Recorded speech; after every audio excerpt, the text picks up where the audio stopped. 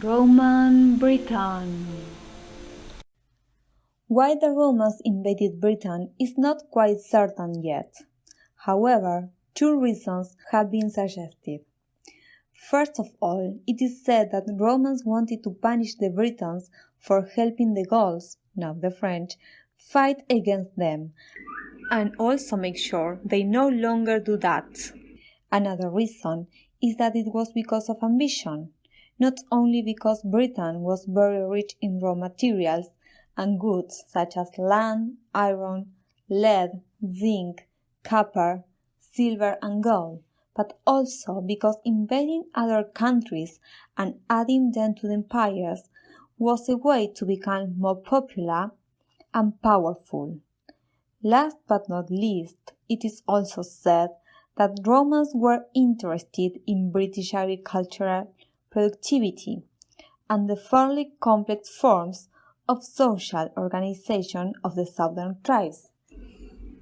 Within this presentation, we are going to see how many aspects of British and Roman people have changed since Roman invasion. 55 BC. Julius Caesar has first arrived on the southern coast of Britain, joined by British people to pay tribute in return for peace, to establish client rulers, and to bring Britain more fully into Roman influence. However, this attempt and another one in 54 BC failed. Both attempts taught Caesar that Britain was far from being the primitive island of brutal tribesmen which Romans had previously imagined to be. It was in 43 AD the Roman Emperor Claudius decided to incorporate it into the Roman Empire. He and his army succeeded in invading British territory and taking control of it. When the Romans invaded Britain, two of the largest Celtic tribes that inhabited the place were ruled by women who fought from their chariots. The most powerful girl to stand up to the Romans was a woman, Boudica. She had become the queen of the Aesni tribe when her husband had died. She was tall, with long red hair, and had a frightening appearance. In 61 AD, Boudica led her tribe against the Romans. She nearly drove them from Britain and destroyed the Roman capital, London, before being defeated and dead. Some historians claim she has poisoned herself, while others agree on the fact that she has been killed by the Romans. Roman writers commented on the courage and strength of Celtic women in battle, and leave an impression of a measure of equality between the sexes among the richer Celts. Regarding Roman institutions, the Roman conquerors imposed on the Britons their imperial administrative structure, which included racial and religious toleration and respect for local chiefs and customs as long as no political opposition was involved. Since Romans were convinced that civilization was based on urban life, the first thing they did was to build cities. Broadly, there were three different kinds of town in Roman Britain, two of which were towns established by Roman charter. These were the colonia, towns peopled by Roman settlers, and the municipia, large cities in which the whole population was given Roman citizenship. The third kind, the civitas, included the old Celtic tribal capitals through which the Romans administered the Celtic population in the countryside. At first, many of these towns were no more than earthworks, but by 300 AD, all towns had thick stone walls. The Romans built other large towns with temples and basilicas, barracks and public offices, baths and workshops. Other towns were developed as spas, most notably Bath, whose bath and temple were rebuilt when the city was rebuilt during the 18th century. Outside the towns, the biggest change during the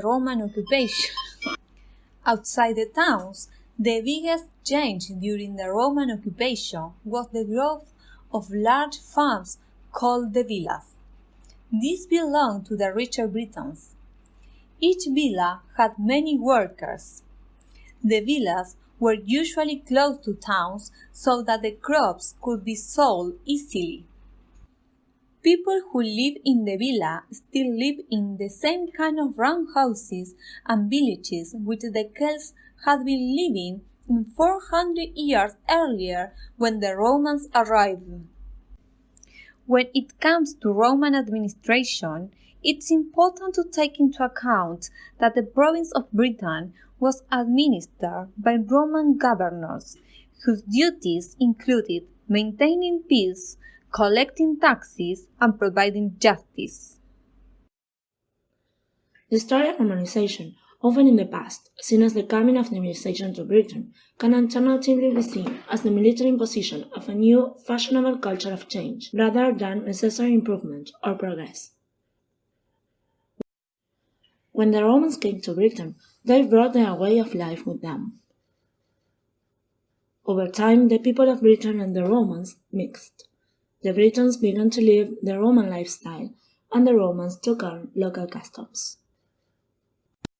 Before the Romans came, the native Britons were pagans. They believed in lots of different gods and spirits. The Romans were pagans too, but they didn't believe in the same gods as the Britons. They let the Britons worship their own gods as long as they were respectful of the Roman ones too. Christianity arrived in Britain during the 2nd century. At first, only a few people became Christian. However, when Christianity started to gain popularity, the Romans banned it. Christians refused to worship the Roman Emperor, and anyone who was caught following the new religion could be whipped or even executed. By the beginning of the 4th century, more and more people were following Christianity. In 313 AD, the Emperor Constantine declared that Christians were free to worship in peace. By 391 AD, Christianity was the official Roman religion, but pagan beliefs were still popular. Christianity also brought writing, which weakened the position of the Druids, who depended on memory and the spoken word. Druids were priests, who were both respected and feared by the British. It took up to 20 years to finally become a Druid, and they were known to be very intelligent. However, not much is known of what they studied as they were illiterate. The Romans and Druids had first come into contact within the conquering of Western Europe. Even though Rome had made peace with most of the tribes and settlements in England, they did not plan to do so with the Druids. Druids were very religious in an individual way, which angered the Romans because of the human sacrifices they made. But now viewed it as barbaric and could not tolerate it, so vowed they would destroy the Druids.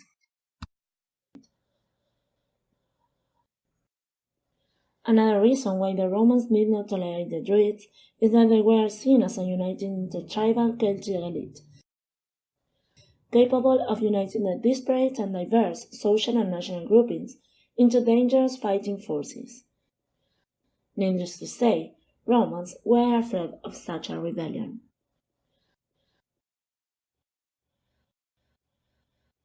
As regards literature and tradition, before the Romans arrived, very few people could read or write in Britain.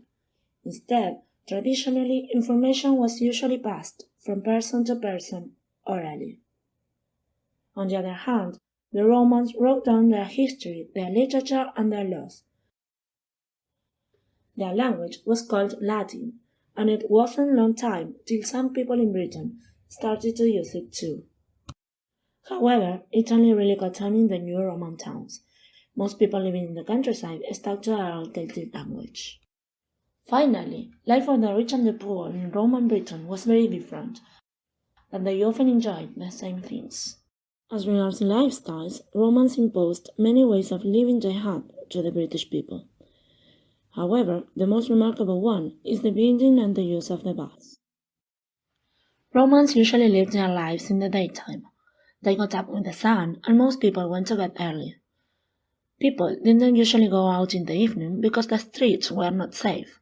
There were no police. When there was trouble, the government sometimes used soldiers, but not often. When rich people went out to dinner at night, they took slaves with them.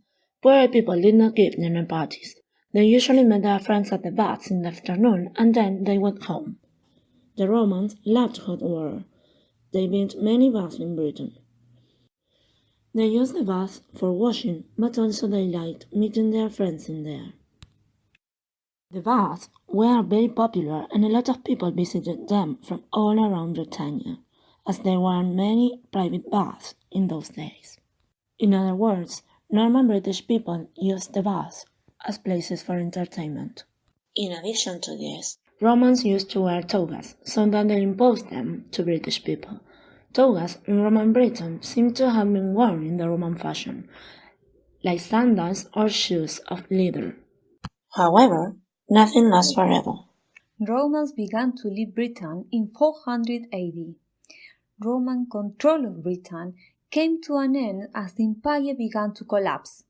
The first signs were the attacks by Celts of Caledonia in 367 AD.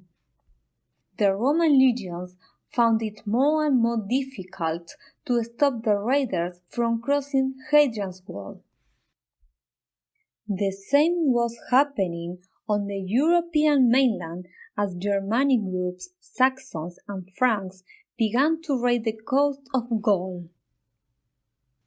In 409 AD, Rome pulled its last soldiers out of Britain, which had been defended by Rome for nearly 400 years, had to fend helplessly for itself.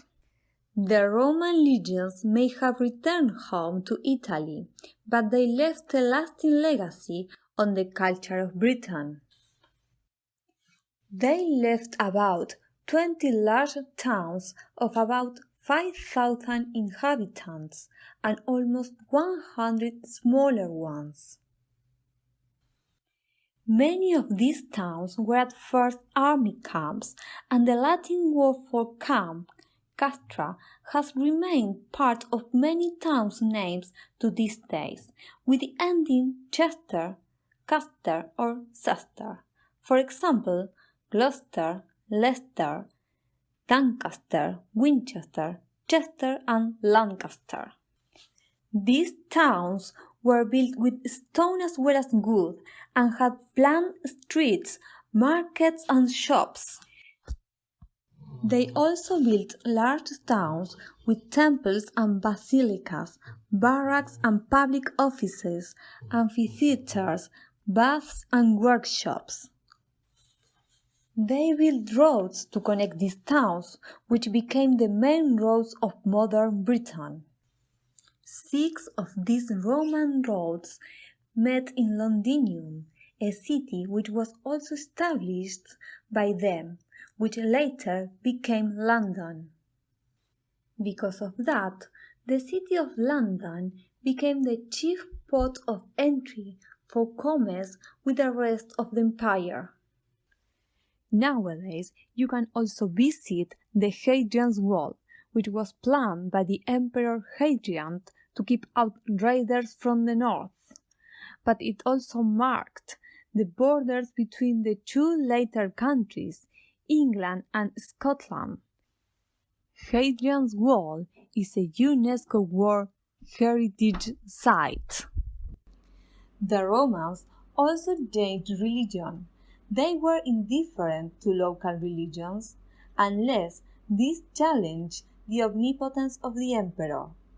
When Christianity was finally granted toleration by Constantine in 300 AD, Roman rule was already weakening, and Romanized Britain remained essentially pagan. Christianity did gain strength in Wales, however, and was the only institution to survive the departure of the Roman. Finally, they changed language. Roman language was called Latin. It was used in the new Roman towns since most people living in the countryside stuck to their old Celtic language. However, English language has got lots of words and phrases which comes from Latin, words like obvious and naive. Through this presentation, we can see how Britain changed a lot by adopting some aspects of Roman customs. In many places around the country, you can still see the straight roads, strong walls, and fine houses that the Romans built. In the new Roman towns, Britons started to live and behave like Romans. They wore Roman clothes and went to the theatres and baths. Most townspeople could speak Latin, and many could read and write it too. In the later years of Roman rule, they also adopted Christianity. To sum up, we need to highlight that Roman conquest to the British island has influenced a lot on its people's ways of life.